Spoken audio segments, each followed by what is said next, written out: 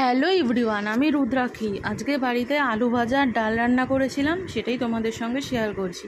তো এগুলো তো সবই খুবই সাধারণ পদ, ঠিক আছে? এগুলো সবাই পারে বাড়িতে করতে। তো প্রতিদিন রিচ খাবার খেয়ে খেয়ে বরের খুব শরীরটা খারাপ হয়েছিল, তো সেই জন্য আজকে একদম হালকা ডাল আলু ভাজা দিয়েই চালিয়ে দিয়েছি।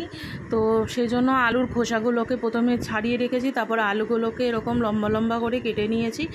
আর আলুগুলো কাটার পর এবার খোসাগুলোকে একদম ঝিরিঝিরি করে সরু সরু করে কেটে নিয়েছি। এটাও ভাজবো, আমি কোনো কিছুই ফেলি না। তো এটা কেটে নেওয়ার পর এবার পেঁয়াজ একটাই নিয়েছিলাম, একটা পেঁয়াজকে কুচিয়ে নিয়েছি। এই পেঁয়াজটা দিয়ে না আলুটা ভাজলে খেতে দারুণ লাগে, রুটি দিয়েও ভালো লাগে, ভাত দিয়েও ভালো লাগে। তো আমি এবার আলুর খোসাটাকে ভালো করে অনেকবার জল বদলে বদলে ধুয়ে নিয়েছি, তারপরে আলুটাকেও ভালো করে ধুয়ে নিয়েছি। খোসাটা একটু বেশি করেই ধুয়ে নিয়েছি, কারণ খোসাটা ভালো করে না ধুলে না মানে মাটি ফাটি লেগে থাকে, তো সেই জন্য। আর আলুটার সঙ্গে এবার পেঁয়াজটাকে আমি ভালো মতন করে মিশিয়ে নিয়ে এবার কড়াইতে প্রথমে আমি জল দিয়ে দিয়েছি। জলটা এবার মানে কিছুক্ষণ ফুটুক, ততক্ষণ আমি এখানে মুসুর ডাল নিয়েছিলাম। তো মুসুর ডালটা ভালো করে ধুয়ে জলের মধ্যে দিয়ে দিয়েছি। আর দেখো, ডালের উপর থেকে যখন এই ফেনাগুলো ওঠে না, আমি ফেনাগুলো ফেলে দিই। আমার মাকেও দেখতাম এই ফেনাগুলো ফেলে দিতে, তাই জন্য আমিও এই ফেনাগুলো ফেলে দিই। আমি তো রান্না পুরোপুরি মায়ের থেকেই শিখেছি।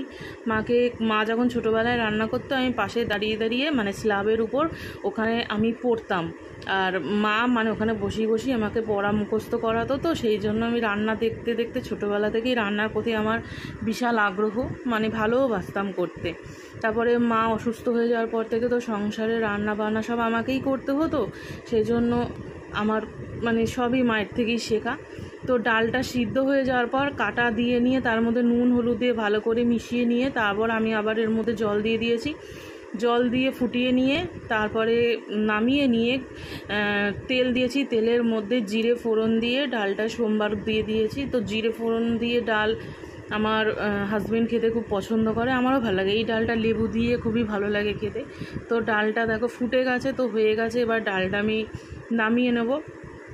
ডালটা একদম তৈরি হয়ে গেছে। তারপর আবার কড়াইতে অল্প একটু তেল দিয়ে আলুর খোসাগুলো দিয়ে দিলাম, তার মধ্যে নুন আর হলুদ দিয়ে এবার ভালো করে এটাকে একটু ভালো করে একটু ভাজা করে নেবো, একদম লাল লাল করে।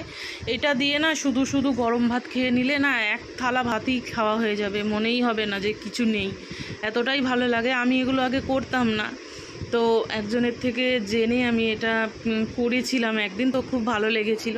তো আমার ওটা হয়ে গেছে। তারপর একটু বেশি করে তেল দিয়েছি, তেলের মধ্যে আলু পেঁয়াজটা দিয়ে তার মধ্যে নুন আর হলুদটা দিয়ে এবার একটু ভালো করে ভেজে নেব। আর এইভাবে যদি তোমরা করো আলু পেঁয়াজ ভাজা, তো তোমরা রুটি দিয়েও খেয়ে দেখতে পারো, দারুণ লাগে। আমি আগে তো শুধু আলুই ভাজতাম, আমার হাজব্যান্ড একদমই আলু পেঁয়াজ ভাজা খেতে চায় না, কিন্তু যবে থেকে আমি আরও আলাদা থাকি তবে থেকে আমি এগুলো করলে ও খায়, বলে না তুমি করলে ভালো হয় খেতে। তো সেই জন্য দেখো আলুটাও একদম ভালো মতন করে ভাজা হয়ে গেছে। এবার আলুটাও নামিয়ে নেব, বেশি ভাজলে আবার পুড়ে যেতে পারে পেঁয়াজটা, সেই জন্য। আর আমি একদমই লাল লাল করে ভেজে নিয়েছি, পেঁয়াজ না থাকলে আরও লাল লাল করে আলুটাকে ভাজনা পুরো কড়কড়া করে। তো আলু ভাজা হয়ে গেছে, আজকে এই দিয়েই ভাত খাবো। ভালো লাগলে শেয়ার করে দিও, ধন্যবাদ।